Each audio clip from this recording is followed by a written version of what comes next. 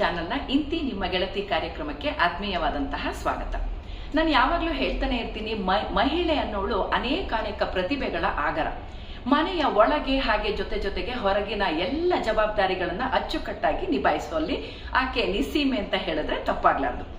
ಒಮ್ಮೆ ನೀವು ಮನೆಯಲ್ಲಿ ಹೆಂಗಸರಿಲ್ಲದಂತಹ ಮನೆಯನ್ನ ಊಹಿಸ್ಕೊಂಡು ನೋಡಿ ಹೇಗಿರಬಹುದು ಅಂತ.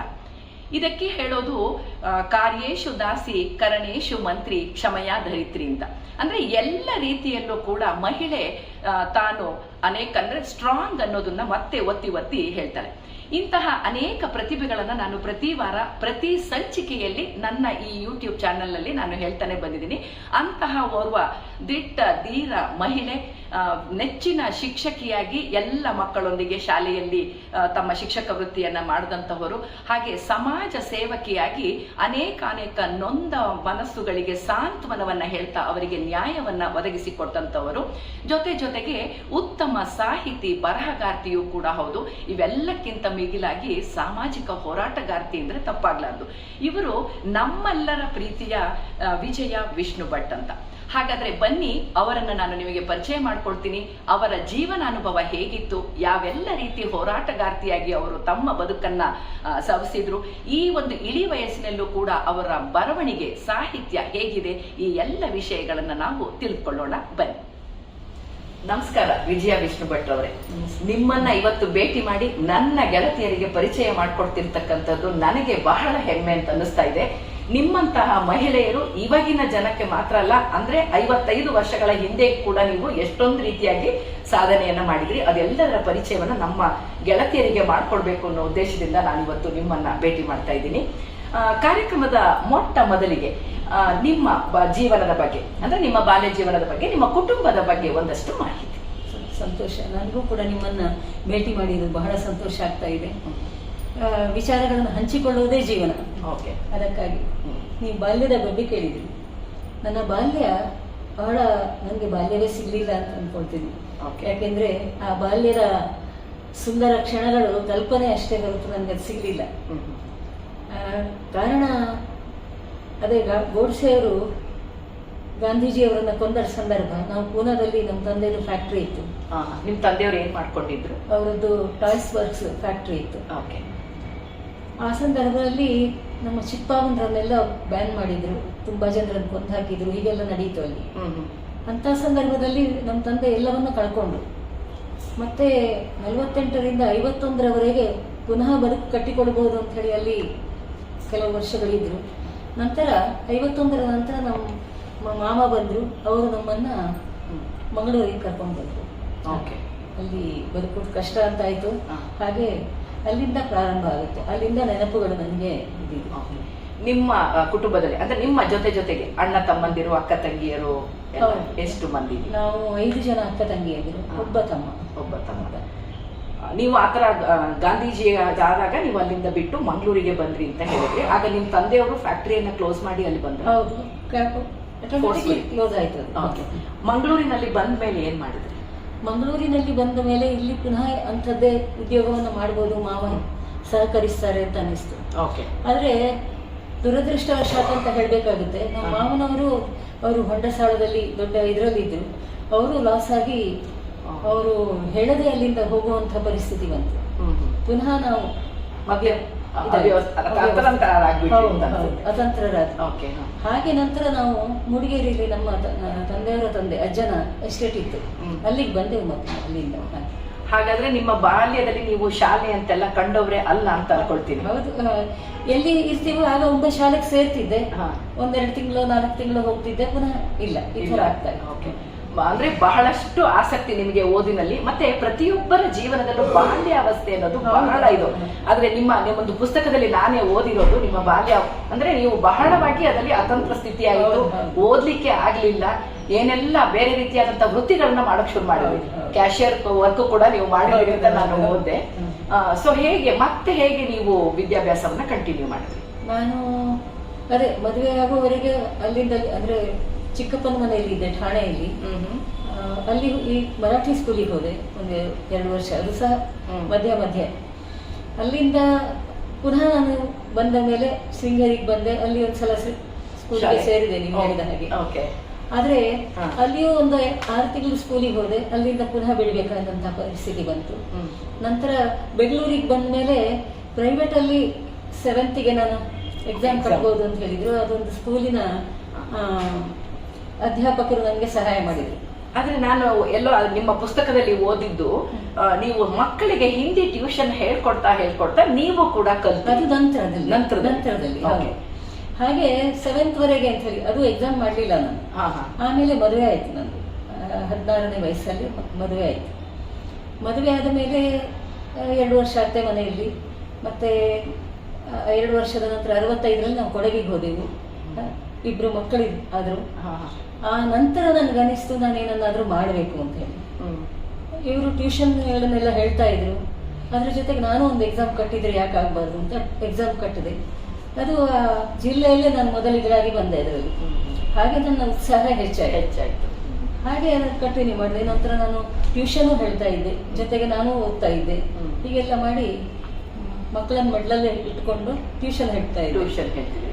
ಆ ರೀತಿಯಲ್ಲಿ ನನ್ನ ವಿದ್ಯಾಭ್ಯಾಸವನ್ನ ಮುಂದುವರಿಸಿಕೊಂಡು ಹೋದೆ ನಾನು. ಮತ್ತೆ ನೀವು ಹಿಂದಿ ಶಿಕ್ಷಕಿಯಾಗಿ ಸೇರ್ಕೊಂಡ್ರಿ ಅಂತ ಹೇಳಿದ್ರಿ. ಅಂದ್ರೆ ಮಕ್ಕಳೆಲ್ಲ ಸ್ವಲ್ಪ ಕಲ್ತು ದೊಡ್ಡವರು ಆದ್ಮೇಲೆ. ನನ್ನ ಹಿರಿಯ ಮಗ 9ನೇ ತರಗತಿಯಲ್ಲಿ ಇದ್ದಾನ ಶಿಕ್ಷಕ ವೃತ್ತಿಯನ್ನು ಕೈಗೊಂಡಾಗ. ಓಕೆ. ಎಲ್ಲಿ ನೀವು ಅಂದ್ರೆ ಕೊಡಗಿನಲ್ಲೇ ಕಕ್ಕಬೆ ಅಂತ ಹೇಳುವಲ್ಲಿ ಪ್ರೌಢಶಾಲೆಯಲ್ಲಿ ಶಿಕ್ಷಕಿಯಲ್ಲಿ. ಅದಕ್ಕಿಂತ ಮೊದಲು 75ನೇ ಇಸ್ವಿಯಲ್ಲಿ, ಈಗ ನಾನು ಅದನ್ನು ಕೇಳೋಡಿದ್ದೆ, 75, 77ರಲ್ಲಿ ಆ ಒಂದು ತುರ್ತು ಪರಿಸ್ಥಿತಿ ಹೇರಿದಂತಹ ಕಾಲ. ಆಗ ಬಹಳ ಕಷ್ಟಪಟ್ರಿ ಅಂತ. ಸೊ ಅದ್ರ ಬಗ್ಗೆ ನಮ್ಗೇನು ವಿಷಯನೇ ಗೊತ್ತಿಲ್ಲ, ಅದರ ಬಗ್ಗೆ ಒಂದಷ್ಟು ಮಾಹಿತಿ. ಆಗ ಈ ತುರ್ತು ಪರಿಸ್ಥಿತಿಯನ್ನ ಹೇರಿದ್ರು, ಜೂನ್ ತಿಂಗಳಲ್ಲಿ ಹೇರಿದ್ದದು 75ನೇ ಇಸ್ವಿಯಲ್ಲಿ. ಆಗ ಎಲ್ಲವೂ ಸ್ತಬ್ಧ, ಪತ್ರಿಕೆಗಳು ಇಲ್ಲ, ಮತ್ತೆ ಯಾವ ನ್ಯೂಸ್ಗಳು ಇಲ್ಲ, ಏನು ಆಗ ಟಿವಿ ಅಂತೂ ಇರ್ಲೇ ಇಲ್ಲ. ಎಲ್ಲವೂ ಇದು. ಮೊದಲನೇ ದಿವಸ ನನಗೆ ನೆನಪಿದೆ, ಸಂಪಾದಕಿ ಅಂತ ಇರ್ತದಲ್ಲ ಪೇಪರಲ್ಲಿ, ಅದು ಬ್ಲಾಂಕ್ ಫುಲ್, ಇಲ್ವೇ ಇಲ್ಲ. ಅಂದ್ರೆ ಎಲ್ಲವೂ ಅದರ ಮೇಲೆ ಕಡಿವಾಣ ಬಿತ್ತು. ಅದರ ದೊಡ್ಡ ದೊಡ್ಡ ಲೀಡರ್ಸ್ಗಳನ್ನೆಲ್ಲ ಜೈಲಿಗೆ ಹಾಕಿದ್ರು. ಎಲ್ಲೆಲ್ಲಿ ಯಾರ್ಯಾರು ಸಿಗ್ತಾರೋ ಅವರನ್ನೆಲ್ಲ ಹಾಕ್ತಾ ಇದ್ರು. ಕಾರಣ ಕೇಳುವ ಹಾಗಿಲ್ಲ, ಮಾತಾಡುವ ಹಾಗಿಲ್ಲ ಆ ವಿಚಾರದಲ್ಲಿ. ಇಂತಹ ಒಂದು ಪರಿಸ್ಥಿತಿ. ಆಗ ನನಗನಿಸ್ತು, ಏನನ್ನಾದ್ರೂ ಮಾಡ್ಬೇಕಲ್ಲ ನಾವು, ಈ ರೀತಿ ಜನರ ಒಂದು ಬಾಯಿ ಕಟ್ಟುವಂತಹ ಪರಿಸ್ಥಿತಿ. ಅದಕ್ಕೆ ನಾನು ಅಲ್ಲಿ CVS ಬ್ರದರ್ಸ್ ಅಂತೆಲ್ಲ ಇದ್ರು, ಮತ್ತೆ ಇನ್ನೊಂದು ನಂಜಪ್ಪ ಅಂತ ಹೇಳಿ ಅವರು ನನಗೆ ಸಹಾಯ ಮಾಡಿದ್ರು. ಅವ್ರ ಜೊತೆ ಸೇರ್ಕೊಂಡು ಇದರಲ್ಲಿ ಹೋದೆ ನಾನು. ಸೊ ಸಾಮಾಜಿಕವಾಗಿ ತೊಡಗಿಸಿಕೊಂಡೆ. ಆಗ ನೀವು ಕೂಡ ಬಹಳಷ್ಟು ಕಷ್ಟಪಟ್ರಿ. ಆಗ ನೀವು ವಿಜಯಮ್ಮ ಆಗಿರ್ಲಿಲ್ಲ, ಸುಶೀಲಮ್ಮ ಆಗಿದ್ರಿ.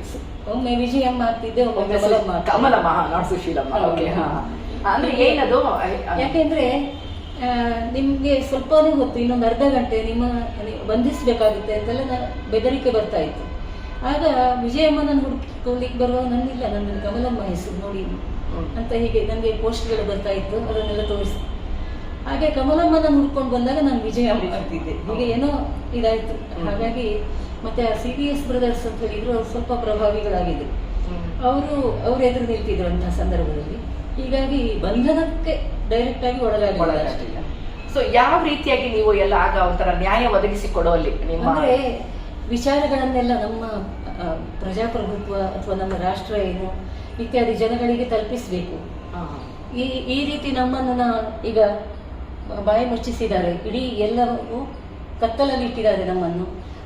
ಅದರಿಂದ ಅದನ್ನೆಲ್ಲ ಜಾಗೃತಿ ಮಾಡುವಂತ ಕೆಲಸ ಮಾಡ್ತಾ ಇದ್ವಿ ನಾವು, ಜನರಿಗೆ ತಿಳಿ ಹೇಳುವುದು, ನಮ್ಮ ದೇಶ ಏನು, ನಮ್ಮ ಕರ್ತವ್ಯಗಳೇನು ಇತ್ಯಾದಿ ಜನರಿಗೆ ತಿಳಿ ಹೇಳುವುದು, ಇದನ್ನೆಲ್ಲ ಮಾಡ್ತಾ ಇದ್ವಿ ನಾವು. ನೀವಾಗ ಮಹಿಳೆಯರನ್ನು ಎಲ್ಲ ಒಟ್ಟುಗೂಡಿಸಿ ಸಂಘ ಸಂಸ್ಥೆ ತರ ಮಾಡಿದ್ರೆ, ಕಾವೇರಿ ಪ್ರತಿಷ್ಠಾನ ಅನ್ನುವಂತ ನಂತರದಲ್ಲಿ ಈ ತುರ್ತು ಪರಿಸ್ಥಿತಿ ಟೈಮಲ್ಲಿ ಬರೇ ಹೀಗೆ ಊರೂರು ಹೋಗ್ತಾ ಇದ್ವಿ.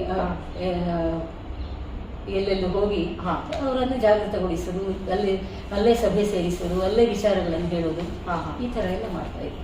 ಆ ಸಂದರ್ಭದಲ್ಲೇ ನಿಮಗೆ ಸೆಂಟರ್ಗೆ ಅಂದ್ರೆ ರಾಜಕೀಯವಾಗಿ ಕೂಡ ನೀವು, ಅದು 77ರಲ್ಲಿ ಚುನಾವಣೆ ಘೋಷಣೆ ಆಯ್ತು, ಸ್ವಲ್ಪ ಸಡಿಲವಾಯ್ತು ತುರ್ತು ಪರಿಸ್ಥಿತಿ.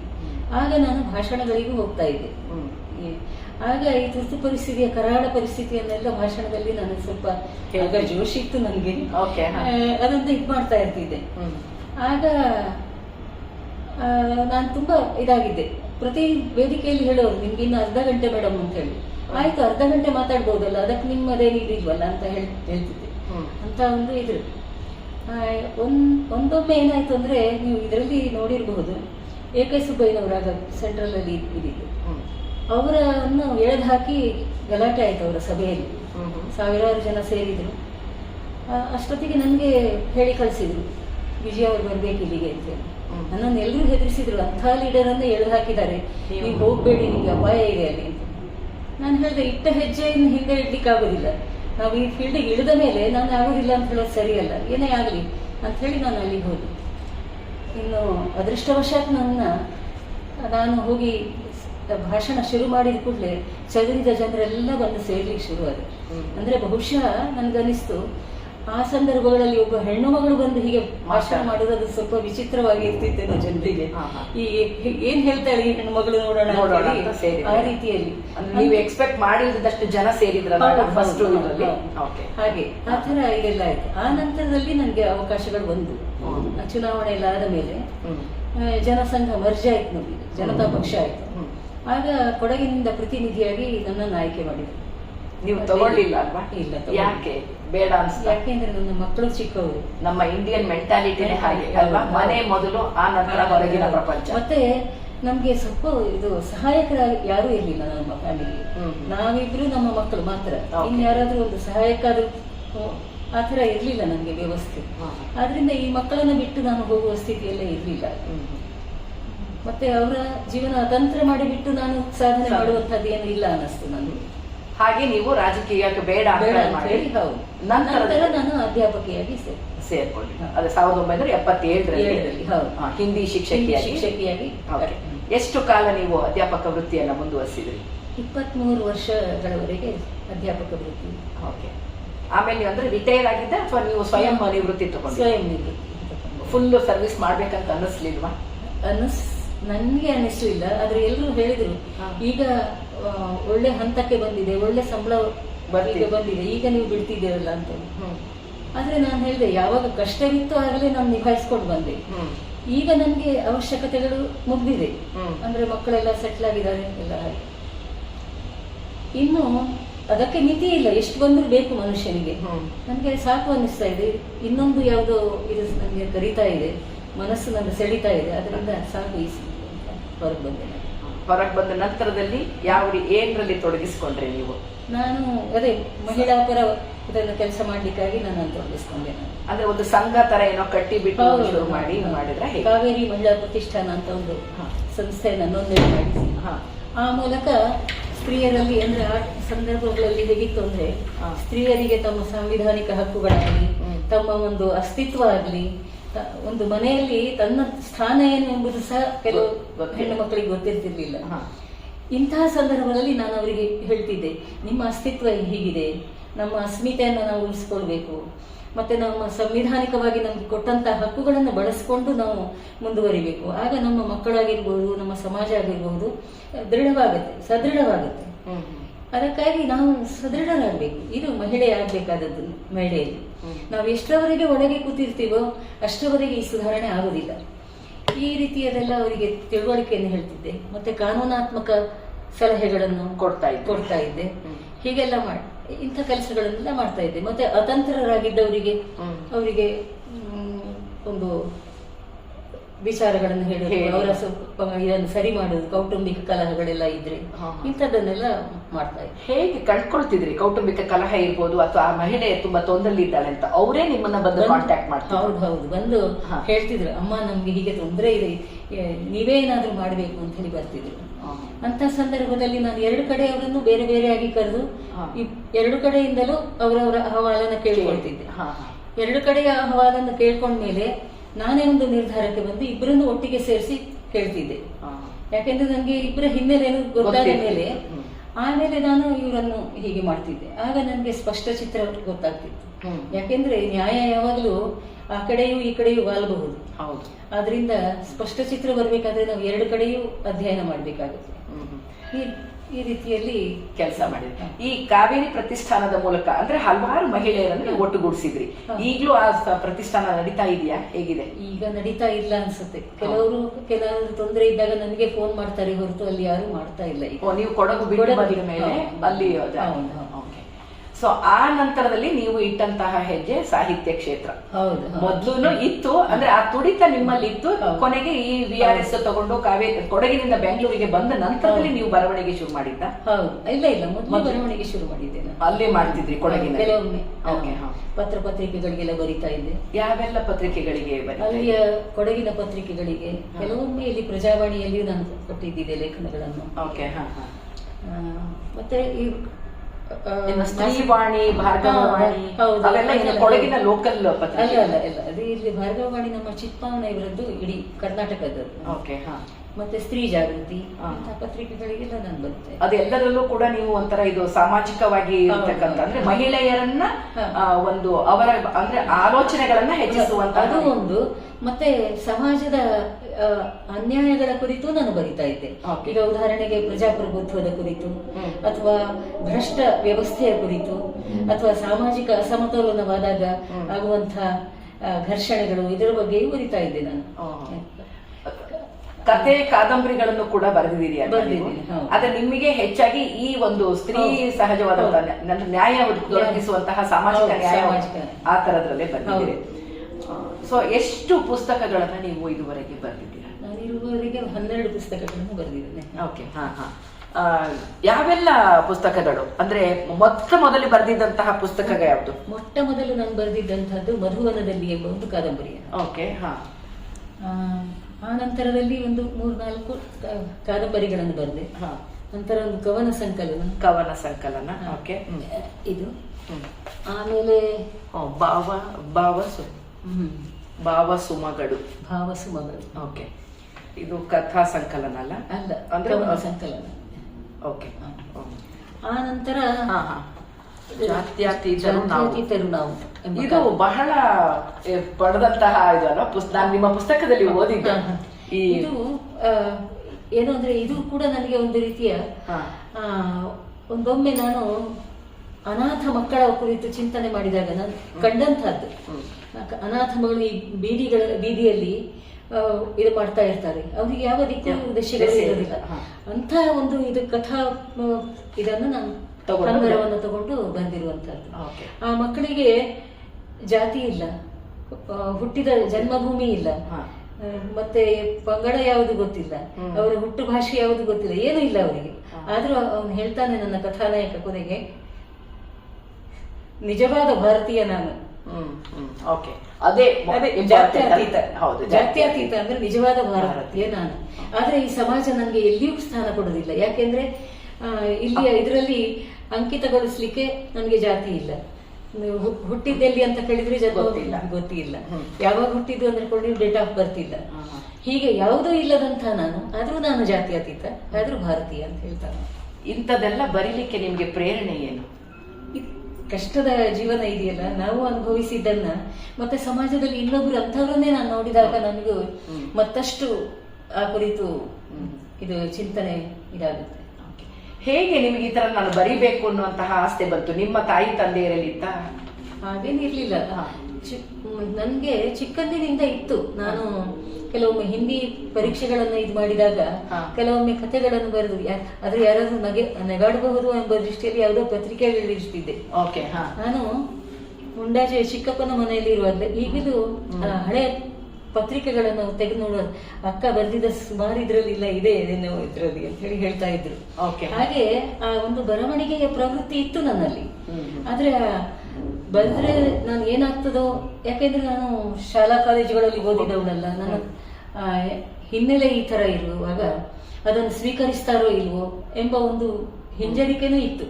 ಆದ್ರೆ ಯಾವಾಗ ಒಂದೊಮ್ಮೆ ನಾನು ಈ ಸಾಮಾಜಿಕ ಬದುಕಿಗೆ ಹೊರಹೊಮ್ಮಿದ್ನೋ ಆಮೇಲೆ ನನ್ಗೆ ಆ ಹಿಂಜರಿಕೆ ಎಲ್ಲ ಹೋಯ್ತು, ಆತ್ಮವಿಶ್ವಾಸ ಹಾಗೆ ನೀವು ಹಲವಾರು ಪ್ರಬಂಧಗಳನ್ನ ಬರೆದಿದ್ದೀರಿ, ಅದ್ರಲ್ಲಿ ಇರ್ತಕ್ಕಂತಹ ವಿಷಯ ಅಮೋಘ.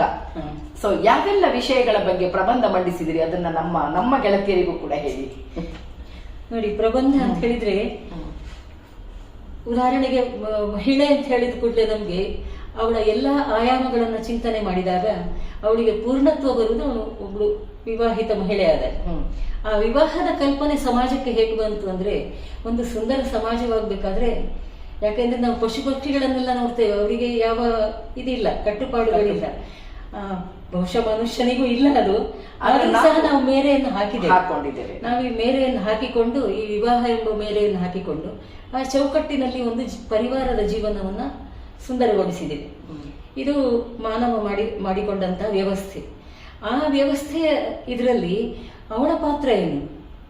ಒಬ್ಬ ಸ್ತ್ರೀಯ ಪಾತ್ರ. ಅವಳು ಪರಿವಾರದ ಒಬ್ಬ ಮಹಿಳೆಯಾದಾಗ ಅವಳು ಪೂರ್ಣತ್ವವನ್ನು ಪಡಿತಾಳೆ, ಮಕ್ಕಳನ್ನು ಪಡಿತಾಳೆ. ಮಕ್ಕಳ ತಾಯಿಯಾದಾಗ ತಾಯ್ತನವನ್ನು ಪಡೆದ ಮೇಲೆ ಅವಳ ಜವಾಬ್ದಾರಿಗಳು ಇನ್ನಷ್ಟು ಹೆಚ್ಚುತ್ತೆ. ಆಗ ಸಮಾಜವು ಅವಳಿಂದಾಗಿ ಈ ಸಮಾಜದ ಇದು ಚಿತ್ರಣ ಬದಲಾಗಬಾರ್ದು.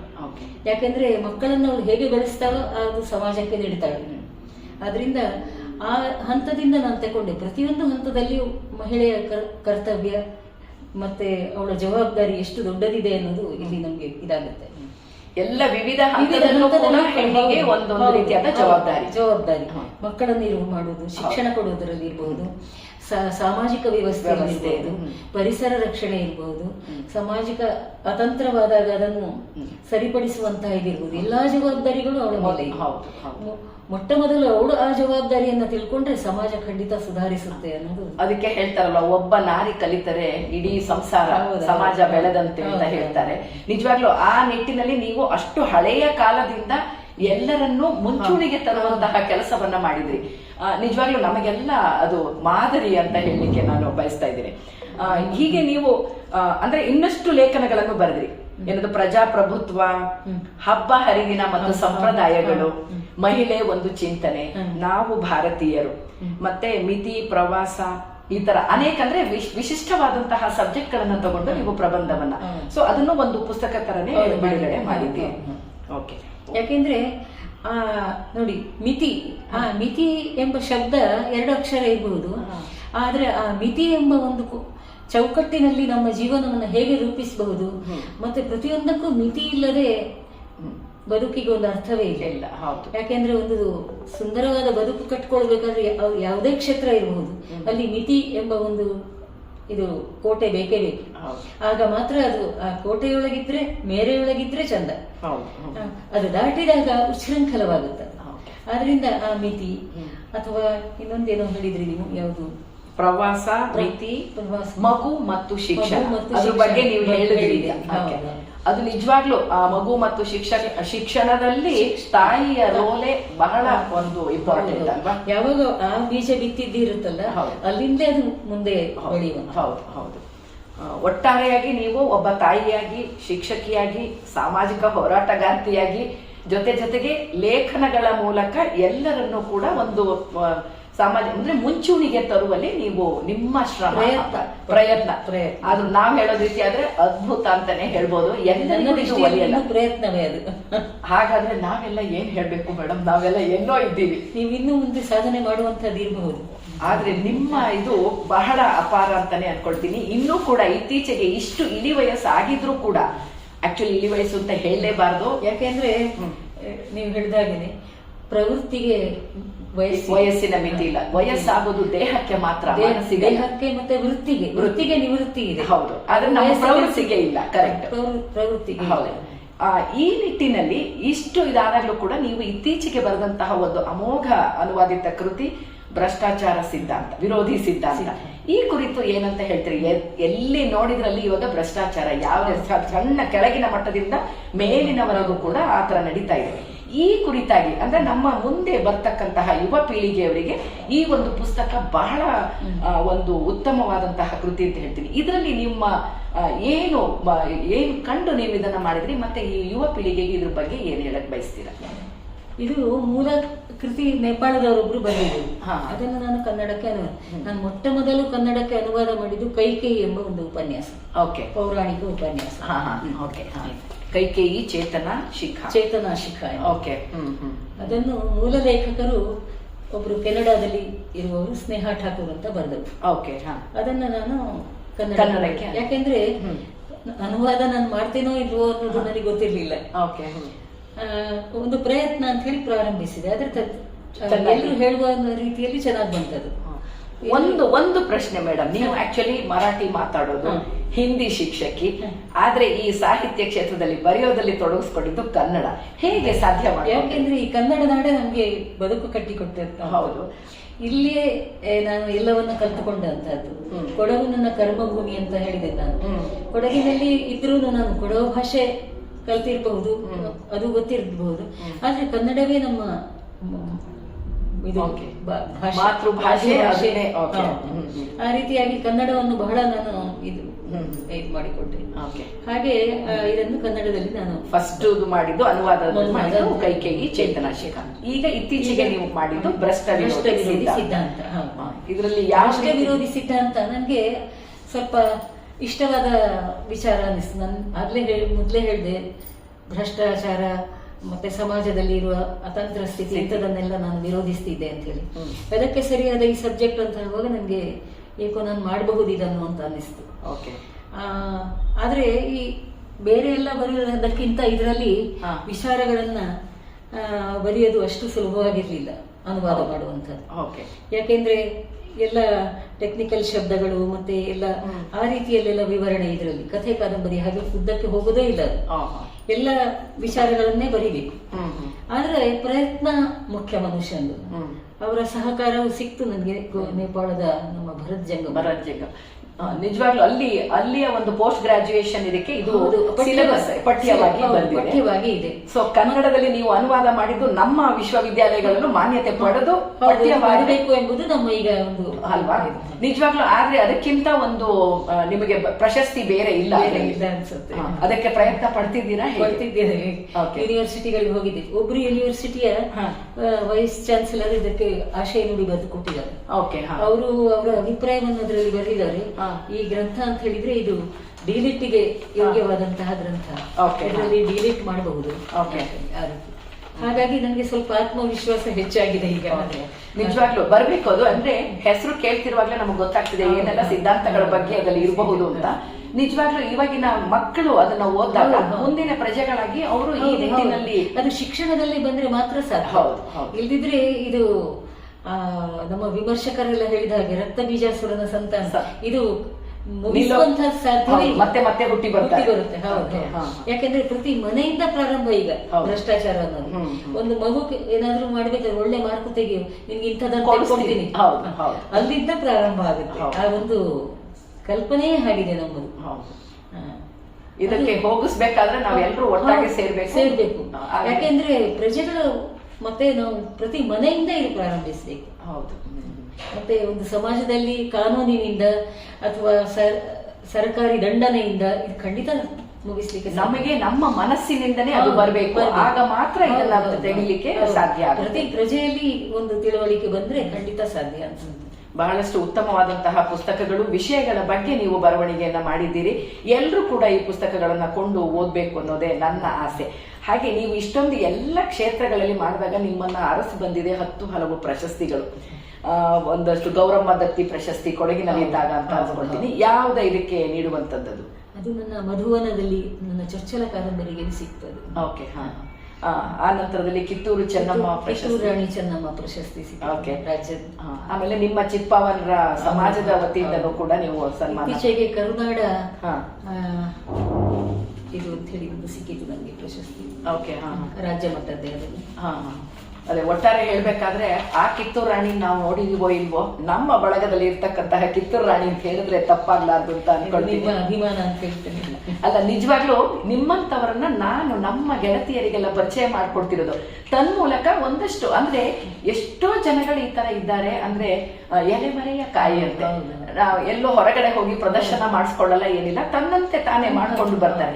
ಸೊ ಆ ಒಂದು ಆ ಸ್ಫೂರ್ತಿ ಎಲ್ರಿಗೂ ಬರ್ಬೇಕು ಅನ್ನೋದು ನನ್ನ ಒಂದು ಚಾನೆಲ್ ನ ಪ್ರತಿ ಮಹಿಳೆಯಲ್ಲಿಯೂ ಒಂದಲ್ಲ ಒಂದು ಪ್ರತಿಭೆ. ನಾನು ಒಂದು ಲೇಖನ ಬರೆದಿದ್ದೆ ಇದರಲ್ಲಿ. ಪ್ರತಿ ಮಹಿಳೆಯು ನಿಮ್ಮ ಒಳಗೊಮ್ಮೆ ಎಣುಕಿ ನೋಡಿ.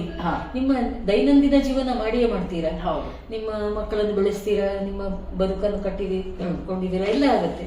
ಆದ್ರೆ ನಿಮ್ಮ ಒಳಗಂತೂ ಇನ್ನೊಬ್ಬ ಯಾರೋ ಇದ್ದಾರೆ, ಒಬ್ಬ ಚಿತ್ರಕಾರನು, ಸಂಗೀತಗಾರನು, ಬರಹಗಾರನು ಯಾರೋ ಒಬ್ಬ ಇದ್ದಾನೆ ನಿಮ್ಮೊಳಗೆ, ಅದನ್ನ ಅವರನ್ನು ಬೆಳೆಸ್ಬೇಕು. ಗುರುತಿಸಿ ಮತ್ತೆ ಅದನ್ನು ಹೊರಗೆ ತಂದು ಸಮಾಜಕ್ಕೆ ಅದರದ್ದು ಏನಾದ್ರೂ ಕೊಡಿ, ಸಮಾಜಕ್ಕಾಗಿ ಏನಾದ್ರೂ ಮಾಡಿ ಅಂತ ಈ ರೀತಿಯ ಒಂದು ಲೇಖನವನ್ನು ನಾನು ಬರೆದಿದ್ದೆ, ಕರೆ ಕೊಡುವ ರೀತಿಯಲ್ಲಿ.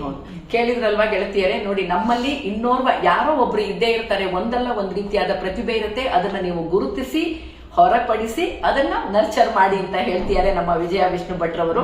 ನಾವು ಕೂಡ ಆ ನಿಟ್ಟಿನಲ್ಲಿ ಎಲ್ಲ ಪ್ರಯತ್ನ ಮಾಡೋಣ ಅಂತ ಹೇಳ್ತಾ, ನಿಮ್ಮ ಈ ಎಲ್ಲ ಕಾರ್ಯಕ್ಕೆ ನಿಮ್ಮ ಸಂಸಾರದ ಬೆಂಬಲ ಅತಿ ಅವಶ್ಯ. ನಿಮ್ಮ ಮನೆಯವರು ಶ್ರೀಯುತ ವಿಷ್ಣು ಭಟ್ರವರು ಯಾವ ರೀತಿಯಾಗಿ ಸಹಕಾರಿಯಾಗಿದ್ರು? ಅವರು ಪ್ರಾರಂಭದಲ್ಲಿ ನನಗೆ ಅವರು ಟ್ಯೂಷನ್ ಎಲ್ಲ ಮಾಡ್ತಾ ಇದ್ರು, ಅವರ ಪಾಠಗಳನ್ನು ನಾನು ಕೇಳಿದ್ದೇನೆ ಮೊಟ್ಟ ಮೊದಲ ಪರೀಕ್ಷೆಗಳಲ್ಲೆಲ್ಲ. ಆ ನಂತರದಲ್ಲಿ ನೈತಿಕವಾಗಿ ಸಂಪೂರ್ಣ ಸಹಕಾರ ಅವರದ್ದಿತ್ತು. ಹಾಗಾಗಿ ನನಗೆ ಮುಂದುವರಿಲಿಕ್ಕೆ ಸಾಧ್ಯ ಆಯಿತು. ನಾನು ತುರ್ತು ಪರಿಸ್ಥಿತಿಯಲ್ಲಿ ಹೀಗೆ ರಾತ್ರಿ ಅಂತ ಇಲ್ಲ, ಹಗಲಂತಿಲ್ಲ, ಎಲ್ಲೆಲ್ಲೋ ಹೋಗ್ತಿದ್ದೆ. ಆಗ ನನ್ನ ಇನ್ನೂ ವಯಸ್ಸಷ್ಟು ಚಿಕ್ಕದು. ಆ ಸಂದರ್ಭದಲ್ಲಿ ಅವರಿಗೆ ಅಂತ ಯಾವ ಅವಿಶ್ವಾಸವೂ ಇರ್ಲಿಲ್ಲ ನನ್ನ ಕುರಿತು. ಅವರು ಮುಕ್ತವಾಗಿ ನನ್ನನ್ನು ಹೋಗ್ಲಿಕ್ಕೆ ಅವಕಾಶ ಕೊಟ್ಟಿದ್ರು. ಹೀಗೆ ನನಗೆ ಬೆಳಿಲಿಕ್ಕೆ ಅವಕಾಶ ಆಯ್ತು. ಮನೆಯಿಂದ ಸಹಕಾರ ಸಂಪೂರ್ಣವಾಗಿದ್ದಾಗ ನಿಮ್ಮಲ್ಲಿ ಇರ್ತಕ್ಕಂತಹ ಪ್ರತಿಭೆಗಳನ್ನು ಮುಂದುವರಿಸಲಿಕ್ಕೆ ಸಾಧ್ಯವಾಗುತ್ತೆ. ಸೊ ಕೇಳ್ಪಟ್ಟೆ ಅವರು ಕೂಡ ನಿಮ್ಮ ರೀತಿಯನ್ನೇ ಬರವಣಿಗೆಯಲ್ಲೆಲ್ಲ ತೊಡಗಿಸ್ಕೊಂಡಿದ್ದಾರೆ ಅಂತ. ಸೊ ಅದು ಒಂದು ನಿಮಗೆ ಮಾದರಿ ಆಯ್ತು ಅಂತ. ನಿಮ್ಮ ಮಕ್ಕಳು ಎಲ್ಲ ಕೂಡ ಈ ಬರವಣಿಗೆಯನ್ನ ಕಂಟಿನ್ಯೂ ಮಾಡ್ತಿದಾರ? ನಮ್ಮ ಎರಡನೇ ಮಗನ ಈಗ ಸಾಹಿತ್ಯದಲ್ಲಿ ತುಂಬಾ ಆಸಕ್ತಿ ಇದೆ. ಈಗ ಸದ್ಯದಲ್ಲಿ ನಾಡಿದ್ದವನು ಕುಪ್ಪಳ್ಳಿಗೆ ಹೋಗ್ತಾ ಇದ್ದಾನೆ, ಅವನೊಂದು ಕವನ ವಾಚನ ಸೆಲೆಕ್ಟ್ ಆಗಿದೆ. ಏನ್ ಮಾಡ್ತಾರೆ ಅವರು? ಡಾಕ್ಟರ್ ಆಗಿದ್ದಾರೆ. ಓಕೆ. ಮತ್ತೆ ಮಗಳು ಕೂಡ ಬರೀತಾರ? ಮಗಳು ಇಲ್ಲ, ಅವಳು ಅವರ ಕೆಲಸದಲ್ಲಿ. ಓಕೆ. ನೀವು ನಿಮ್ಮ ಜೀವನದ ಅಪಾರ ಅನುಭವಗಳು ಇನ್ನೇನಾದ್ರೂ ಸ್ಪೆಷಲ್ ಆಗಿ ನಮ್ಮ ಗೆಳತಿಯರೊಂದಿಗೆ ಹಂಚ್ಕೊಳ್ಬೇಕು ಅಂತ ಮನಸ್ಸಿದ್ಯಾ? ಹೇಳ್ತೀರಾ? ಅಂತದ್ದೇನಿಲ್ಲ. ನಾನು ಈ ಮಹಿಳಾ ಪರ ಕೆಲಸ ಮಾಡ್ತಿರುವಾಗ ಒಂದು ಸಂದರ್ಭವನ್ನ ಹೇಳ್ತೇನೆ. ನಾವು ಯಾವ ರೀತಿ ನಮ್ಮನ್ನು ಸಾಂದರ್ಭಿಕವಾಗಿ ಇದು ಮಾಡ್ಕೊಳ್ಬಹುದು ಅಂತ ಹೇಳೋದಕ್ಕೆ, ಒಂದು ತಾಯಿ ಮಗುವ ಸಾವು ಆಗುತ್ತೆ. ತಾಯಿ ಮಗುವ ಸಾವಾದಾಗ ಆ ಕೇಸನ್ನ ಮುಚ್ಚಿ ಹಾಕುವಂತ ಯತ್ನಗಳು ನಡೆಯುತ್ತೆ ವ್ಯವಸ್ಥೆಯಲ್ಲಿ. ಅದು ನಾವು ನಿತ್ಯ ಕಾಣುವಂಥದ್ದು. ಅದನ್ನು ನಾವು ರಿವಾಕ್ ಮಾಡಿಸಿರಿ ನೋಡಿದ್ವಿ. ಆಗ ಪ್ರತಿಭಟನೆ ಮಾಡೋಣ ಇದಕ್ಕಾಗಿ ಅಂತ ಹೇಳಿ ನಾವೊಂದು ನಿರ್ಧಾರ ಮಾಡಿದ್ವಿ. ಎಲ್ಲರಿಗೆ ಕರೆ ಕಳಿಸಿದಾಗ ಎಲ್ಲರ ಸಪೋರ್ಟ್, ಇದು ಸಹಕಾರ ಸಿಕ್ತು ನನಗೆ. ಮಾಡೋಣ ಮೇಡಮ್, ನಾವಿದ್ದೀವಿ ನಿಮ್ಮ ಜೊತೆಗೆ.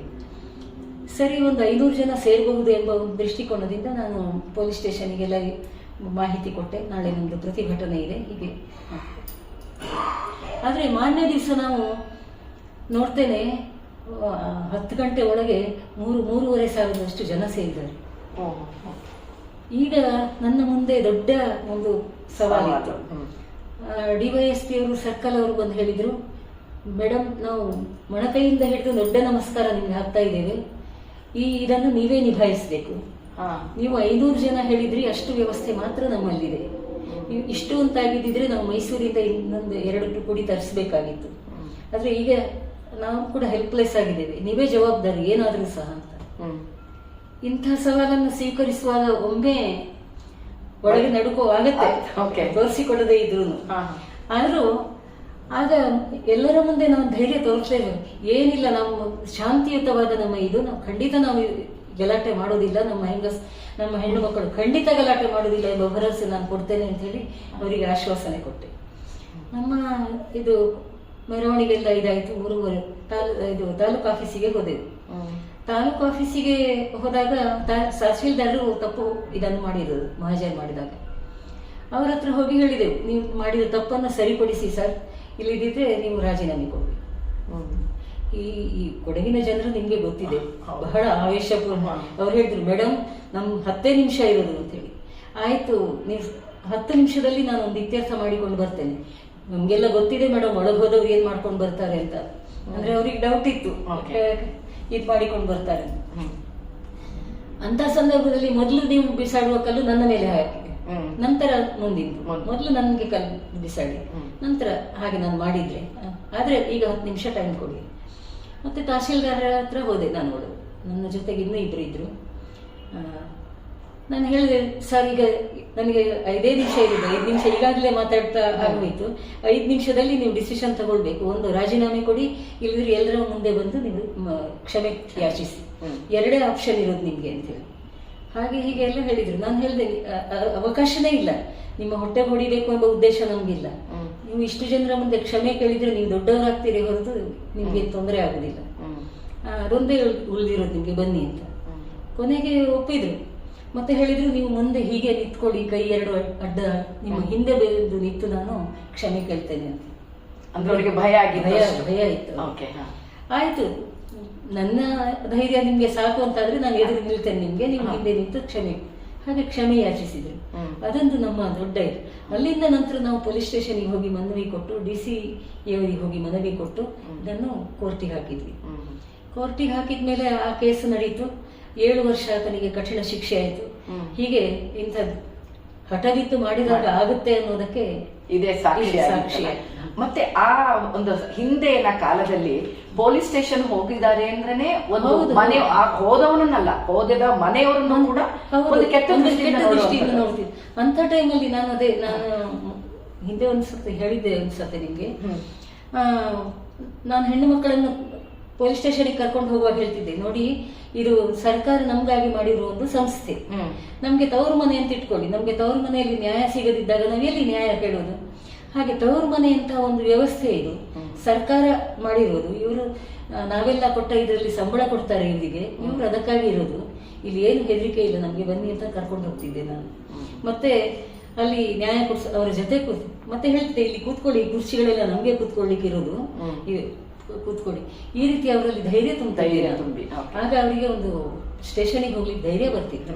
ಸ್ಟೇಷನ್ ಅನ್ನೊಂದು ಮೊದಲು ನೀವು ಹೇಳಿದ ಹಾಗೆ ಭಯ, ಮತ್ತೆ ಅವಳು ಪೊಲೀಸ್ ಸ್ಟೇಷನ್ ಹತ್ತಿದಾಳಂತೆ ಅಂತ ಒಬ್ಬ ಕೆಟ್ಟ ದೃಷ್ಟಿಯಿಂದನೇ ನೋಡುವಂಥದ್ದು. ಸೊ ಅದೆಲ್ಲ ಒಂಥರ ಬೇರೆ ಆಗುವ ರೀತಿಯಲ್ಲಿ ನೀವು ಅವರ ಮನವನ್ನ ಒಲಿಸ್ತಾ ಇದ್ರಿ. ನಿಜವಾಗ್ಲೂ ಹಲವಾರು ಮಹಿಳೆಯರಿಗೆ ನೀವು ಈ ತರ ಅವರನ್ನ ಒಂದು ಅವರ ಹೇಗೆ ನಡ್ಕೊಳ್ಬೇಕು, ಹೇಗೆಲ್ಲ ನ್ಯಾಯ ಒದಗಿಸ್ಕೊಳ್ಬೇಕು, ಅಲ್ಲೆಲ್ಲ ನೀವು ನಿಮ್ಮ ಶ್ರಮ ಅಪಾರ ಅಂತಾನೆ ಅನ್ಕೊಳ್ತೀನಿ. ಹೌದು, ನಾವು ಸ್ವಲ್ಪ ಏನಾದ್ರೂ ಸಮಾಜಕ್ಕೆ ಮಾಡಬೇಕು ಅನ್ನೋ ಉದ್ದೇಶದಿಂದ ಆ ಧೈರ್ಯವನ್ನ ನಿಜವಾಗ್ಲೂ ಮೆಚ್ಚಬೇಕು ಮೇಡಮ್. ಈಗ ನಮಗೂ ಎಷ್ಟೋ ಅನ್ಸುತ್ತೆ, ಎಷ್ಟೊಂದು ಕಡೆ ಈ ತರ ಭ್ರಷ್ಟಾಚಾರ ನಡೀತಾ ಇದೆ, ನಾವೇನಾದ್ರು ಮಾಡ್ಬೇಕು ಅಂತ. ಆದ್ರೆ ಎಲ್ಲೋ ಒಂದು ಭಯ, ನೀವು ಹೇಳಿದಾಗೆ ಹೋದ್ರೆ ಏನಾಗುತ್ತೋ, ನಮ್ಮನ್ನ ಏನ್ ಮಾಡ್ತಾರೋ ಅಂತ. ಆ ನಿಟ್ಟಿನಲ್ಲಿ ಯಾರು ಅಷ್ಟು ಮುಂದೆ ಹೋಗಲ್ಲ. ಅಂತ ಪರಿಸ್ಥಿತಿಯಲ್ಲಿ ಇದ್ದಾಗ್ಯೂ ನೀವು ಮುಂದೆ ಕಾಲಿಟ್ಟು ಹೋಗಿದ್ದೀರಿ. ಬಹುಶಃ ನನಗೆ ಅನ್ಸುತ್ತೆ ಆ ಕಷ್ಟದಲ್ಲಿ ಬೆಳೆದ ಒಂದು ಇದೆ ನನ್ನಲ್ಲಿ ಆತ್ಮವಿಶ್ವಾಸ ಗಟ್ಟಿಯಾಗಿದ್ದೀರಿ. ಸೊ ಅದೇ ಆತ್ಮವಿಶ್ವಾಸ ಎಲ್ಲ ಮುಂದಿರೋರಿಗೂ ಕೂಡ ಒಂದು ಮಾದರಿ ಅಂತ ಹೇಳಲಿಕ್ಕೆ ಬಯಸ್ತೀನಿ. ಮುಂದಿನ ಯುವ ಪೀಳಿಗೆಯವರಿಗೆ ನಿಮ್ಮ ಜೀವನಾನುಭವದಿಂದ ಏನು ಹೇಳಲಿಕ್ಕೆ ಬಯಸ್ತೀರಿ, ಎಸ್ಪೆಷಲಿ ಫಾರ್ ಯಂಗ್ ಗರ್ಲ್ಸ್? ನಾನು ಹೇಳೋದು ಇಷ್ಟೇ, ಜೀವನಕ್ಕೆ ಹೆದರುವಂತಹದ್ದು ಪ್ರಶ್ನೆಯೇ ಇಲ್ಲ. ಯಾವುದೇ ಸಂದರ್ಭಗಳನ್ನು ಎದುರಿಸುವಂತಹದ್ದು ಇದೆಯಲ್ಲ, ಅದು ನಮ್ಮನ್ನು ಗಟ್ಟಿಗೊಳಿಸುತ್ತೆ, ನಮ್ಗೆ ಆತ್ಮವಿಶ್ವಾಸವನ್ನು ಬೆಳೆಸುತ್ತೆ. ಸಮಸ್ಯೆಯನ್ನು ಎದುರಿಸಿಕೊಂಡು ಹೋಗುವಂತಹದ್ದೇ ಜೀವನ. ಆಗ ಮಾತ್ರ ನಾವು ಏನನ್ನಾದ್ರೂ ಸಾಧಿಸಬಹುದು, ಜೀವನದಲ್ಲಿ ಸಫಲತೆಯನ್ನು ಪಡಿಬಹುದು ಎಂಬುದು ನನ್ನ ಸಂದೇಶ. ಬಹಳಷ್ಟು ಉತ್ತಮವಾದಂತಹ ಮಾಹಿತಿಯನ್ನ ಕೊಟ್ಟಿದ್ದೀರಿ. ಈಗ ಮುಂದೆ ಇನ್ಯಾವುದಾದ್ರು ಒಂದು ಹೊಸ ಪ್ರಬಂಧ ಅಥವಾ ಕಾದಂಬರಿ ಹೊರ ಬರುವಂತಹ ಆಲೋಚನೆಯಲ್ಲಿ ಇದ್ದೀರಾ? ಹೇಗೆ? ಒಂದು ಕಾದಂಬರಿ ಈಗ ತಯಾರಾಗಿದೆ. ಬರೆಯುವವರಿಗೆ ನೀವೇ ಆಗ್ಲೇ ಹೇಳಿದ್ರಿ, ಪ್ರವೃತ್ತಿ ಇದ್ದವರಿಗೆ ಒಂದು ನಿವೃತ್ತಿ ಇಲ್ಲ ಅಂತ. ಸೊ ಅದು ಆದಷ್ಟು ಬೇಗ ಆ ಕಾದಂಬರಿ ಹೊರಬರುವಂತಾಗ್ಲಿ, ಎಲ್ಲ ಕನ್ನಡ ನಾಡಿನ ಎಲ್ಲ ಜನರ ಮನೆಯನ್ನು ಸೇರ್ಲಿ ಅನ್ನುವಂತಹ ಆಸೆ ನಮ್ಮದು ಕೂಡ, ನಮ್ಮೆಲ್ಲ ಗೆಳತಿಯರ ಪರವಾಗಿಯೂ ಕೂಡ. ಇನ್ನೇನಾದ್ರೂ ಸ್ಪೆಷಲ್ ಆಗಿ ನಿಮ್ಮ ಏನಾದ್ರು ಸ್ಪೆಷಲ್ ಮೂಮೆಂಟ್ಸ್ ಏನಾದ್ರು ಹಂಚ್ಕೊಳ್ಳಕ್ಕೆ ಆಸೆ ಇದೆಯಾ ಮೇಡಮ್? ಹಂಚ್ಕೊಳ್ಳಿಕ್ಕೆ ಅಂದ್ರೆ ನಾವು ಇತ್ತೀಚೆಗೆ ಒಂದು ಚಿತ್ಪಾವನ ಮಹಿಳಾ ಸಮಾಜ ಒಂದು ಭಗವತಿ ಇದು ಟ್ರಸ್ಟ್ ಅಂತ ಮಾಡಿದ್ದೇವೆ. ಅದಕ್ಕೆ ಹಿನ್ನೆಲೆ ಏನು ಅಂತ ಹೇಳಿದ್ರೆ, ಒಂದು 5 ವರ್ಷದ ಹಿಂದೆ ನಾವು ಚಿತ್ಪಾವನ ಮಹಿಳಾ ಸಮ್ಮೇಳನ ಅಂತ ಮಾಡಿದ್ವಿ.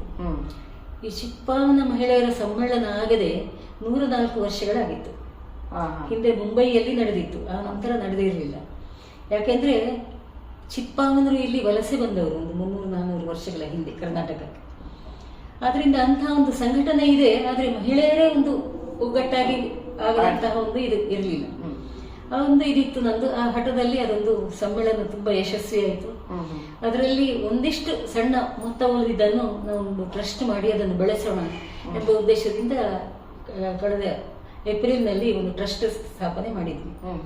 ಈಗ ಮುಂದಿನ ನಮ್ಮ ಯೋಜನೆ ಅದು ಕಾರ್ಯಗತ ಆಗುತ್ತೋ ಏನೋ ಅಂತ ಭವಿಷ್ಯ ಗರ್ಭದಲ್ಲಿ ಏನಿದೆ ಗೊತ್ತಿಲ್ಲ ನನಗೆ. ಆದ್ರೆ ನನ್ನ ಒಂದು ಕಲ್ಪನೆ ಇದೆ, ಒಂದು ತವರು ಮನೆ ಅಂತ ಒಂದು ಮಾಡಬೇಕು ಅಂತೇಳಿ. ಯಾರಿಗೆ ಅತಂತ್ರವಾಗಿದ್ದಾರೋ, ಯಾರಿಗೆ ಅವಶ್ಯಕತೆ ಇದೆಯೋ, ಹಾ. ಇಲ್ಲದ್ರೆ ಎಲ್ಲವೂ ಇದ್ದು ಕೂಡ ಯಾರು ಇಲ್ಲ ನನಗೆ ಅನ್ನುವಂಥ ಪರಿಸ್ಥಿತಿ ಕೆಲವರಲ್ಲಿ ಇರುತ್ತೆ. ಅಂಥವರಿಗೆ ಒಂದಷ್ಟು ದಿನ ಬಂದು ಇರ್ಲಿಕ್ಕೆ ಅಂತ ಒಂದು ತವರು ಮನೆ ಅಂತ ಒಂದು ವ್ಯವಸ್ಥೆಯನ್ನು ನಮ್ಮ ಊರಿನಲ್ಲಿ ಮಾಡಬೇಕು ಎಂಬ ಒಂದು. ನಿಮ್ಮ ಊರು ಅಂದ್ರೆ ಎಲ್ಲಿ ಮಾಡ್ಬೇಕಂತ ಸಾಮಾನ್ಯವಾಗಿ ಸೌತ್ ಕೆನರಾದಲ್ಲಿ. ಓಕೆ. ಸೊ ಅದು ಎಷ್ಟರ ಮಟ್ಟಿಗೆ ಈಗ ಮುಂದೆ ಹೋಗಿದೆ ಆಗುವಂತಹ? ಇಲ್ಲ, ಬೀಜ ಬಿತ್ತಿದೇನಷ್ಟೇ. ಹೌದಾ? ಇದು ಬೀಜ ಅಂಕುರವಾಗ್ಲಿ, ಹಾಗೆ ಗಿಡವಾಗಿ ಮರವಾಗಿ ಬರಲಿ. ನೀವು ಹೇಳಿದಾಗೆ ನೊಂದವರು ಒಂದಷ್ಟು ದಿನ ಬಂದು ನಿಮ್ಮ ತವರು ಮನೆಯಲ್ಲಿ ಸಾಂತ್ವನವನ್ನ ಪಡೆಯುವಂತ ಆಗ್ಲಿ ಅಂತಾನೆ ಹೇಳಲಿಕ್ಕೆ ಬಯಸ್ತೀನಿ. ಬಹಳ ಉತ್ತಮವಾದಂತಹ ಆಲೋಚನೆಗಳನ್ನ ಹೊಂದಿದ್ದೀರಾ. ಈ ಆಲೋಚನೆಗಳು ಈಗ ನಮ್ಮೆಲ್ಲ ಸ್ನೇಹಿತೆಯರ ಮನಸ್ಸನ್ನು ಕೂಡ ಬಿದ್ದಿದ್ದಾಗಿದೆ. ಅವರೆಲ್ಲರ ಸಪೋರ್ಟ್ ಕೂಡ ನಿಮಗೆ ಸಿಗಬಹುದು ಅಂತ ನನ್ನ ಆಶಯ. ಮಹಿಳೆಯರೆಲ್ಲ ಒಟ್ಟುಗೂಡಿ ಮಾಡಿದ್ರೆ ನಿಜವಾಗ್ಲೂ ಒಂದು ಒಳ್ಳೆಯ ಒಂದು ಕಾರ್ಯ ಅಂತ ನೆನ್ಕೊಳ್ತೀನಿ. ನಾನೀಗ ಚಿಕ್ಕಪ್ಪನ ಮಹಿಳೆಯರು ಅಂತ ಹೇಳಿದ್ನಲ್ಲ, ಚಿಕ್ಕಪ್ಪನವರಿಗೆ ಅಂತಲ್ಲ, ಎಲ್ಲರೂ ಸೇರಿ ನಾವು ಮಾಡಬಹುದು. ಎಲ್ಲರ ಕೈ ಜೋಡಿಸಿದ್ರೆ ಅದು ಹೆಣ್ಣು ಮಕ್ಕಳಿಗೆ, ಒಟ್ಟಾಗಿ ಹೆಣ್ಣು ಮಕ್ಕಳಿಗೆ ನಿಜವಾಗ್ಲೂ ಆಗುವಂತಾಗ್ಲಿ. ನಾವೆಲ್ಲರೂ ಕೂಡ ಕೈ ಜೋಡಿಸೋಣ ಅಂತಾನೆ ಹೇಳ್ತೀನಿ. ಇಷ್ಟು ಹೊತ್ತು ತನಕ ನನ್ನ ಜೊತೆ ನಿಮ್ಮ ಜೀವನದ ಅನುಭವ, ನಿಮ್ಮ ಬಾಲ್ಯಾವಸ್ಥೆಯಿಂದ ಇವತ್ತಿನವರೆಗೆ ಇರ್ತಕ್ಕಂಥದ್ದು ನಿಜವಾಗ್ಲೂ ಅಮೋಘ ಅಂತಾನೆ ಹೇಳ್ಬೋದು. ಬಹಳ ಶ್ಲಾಘನೀಯ, ನಮ್ಮೆಲ್ಲರಿಗೂ ಕೂಡ ಒಂದು ಸ್ಫೂರ್ತಿದಾಯಕ ಅಂತಾನೆ ಹೇಳಲಿಕ್ಕೆ ನಾನು ಬಯಸ್ತೀನಿ. ಎಲ್ಲ ವಿಷಯಗಳನ್ನ ನಮ್ಮೊಂದಿಗೆ ಹಂಚಿಕೊಂಡಿದ್ದಕ್ಕೆ ನಾನು ನಮ್ಮೆಲ್ಲ ಗೆಳತಿಯರ ಪರವಾಗಿ ನಿಮಗೆ ಮತ್ತೊಮ್ಮೆ ಧನ್ಯವಾದವನ್ನ ಹೇಳ್ತೀನಿ.